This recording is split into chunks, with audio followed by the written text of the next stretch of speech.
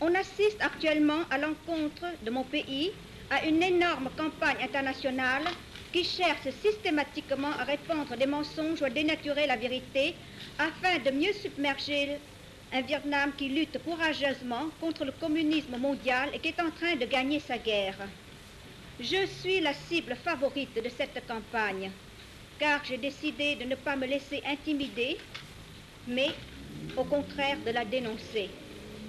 Je considère donc de mon devoir de faire quelques mises au point au sujet de situations qu'on continue à vouloir dénaturer contre tout bon sens, ainsi qu'au sujet de quelques déclarations qui me sont attribuées et qui ont été portées à ma connaissance. Dire qu'il y a persécution ou répression religieuse au Vietnam est une pure calomnie. À cause d'une tradition qui est dictée par la nécessité, le Vietnam a toujours été réputé pour sa tolérance. En effet, le Vietnam, différent de ses voisins, se distingue par une multiplicité de religions, dont certaines sont des philosophies plutôt que des religions. Les bouddhistes qui prétendent donc que le bouddhisme a été une religion d'État au Vietnam, eh bien, ce qu'ils disent c'est tout à fait faux. Nous n'avons jamais eu de religion d'État. Les communistes, pour reculer leur défaite au Vietnam, ont essayé une dernière carte, créer du désordre dans les rangs bouddhistes avec l'espoir d'attirer une répression qu'ils exploiteraient immédiatement sous l'étiquette de persécution religieuse. Je sais aussi que quelques pays afro-asiens, soi-disant neutres, et en dépit de la solidarité qui devrait les lier au Vietnam, sous l'initiative du Cambodge et du Ceylan, cherchent à faire condamner aux Nations Unies le Vietnam dans cette affaire soi-disant bouddhiste.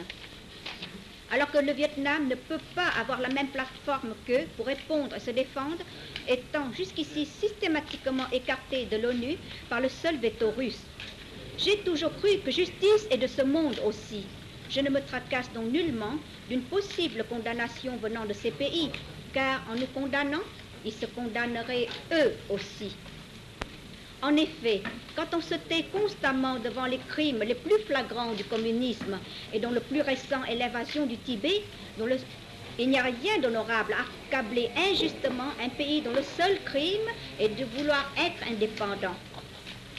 Les seuls bénéficiaires de cette soi-disant persécution, destinée à provoquer de multiples désordres et une campagne systématique de dénigrement contre le Vietnam, sont sans aucun doute possible les communistes, acculés dans les campagnes et vaincus partout où ils osent se montrer dans mon pays.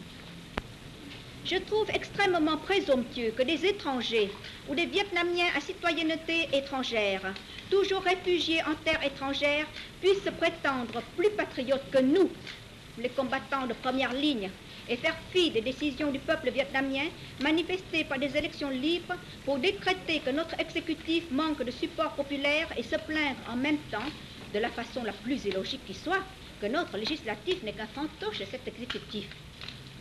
Irait-on, je me demande, mettre en doute par exemple le support populaire dont jouit le gouvernement américain et à cause de cela chercher à la renverser parce que sa marge de victoire sous son opposition est étroite?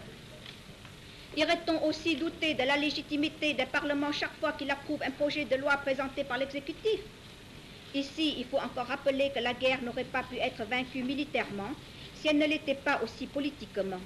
Et politiquement, le Vietnam a un programme démocratique gagnant qu'avec une courageuse obstination, il applique malgré les pires entraves de l'ennemi, qui veut pouvoir se baser sur ces entraves même pour faire croire à un Vietnam antidémocratique. Cinquièmement, je n'ai jamais dit non plus que les jeunes officiers américains au Vietnam sont des soldats de fortune, aventuriers et saboteurs. Me juger sur je ne sais quel rapport serait injuste, cruel, incompréhensible, choquant et extrêmement offensant.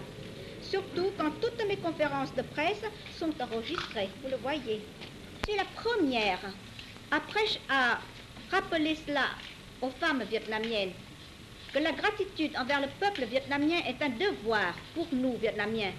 Et être ingrat envers l'Amérique, c'est une trahison. Je ne cesse de le répéter, mais ce n'est pas parce que ma position en cela est si claire que je puisse permettre que qui que ce soit puisse exploiter notre gratitude.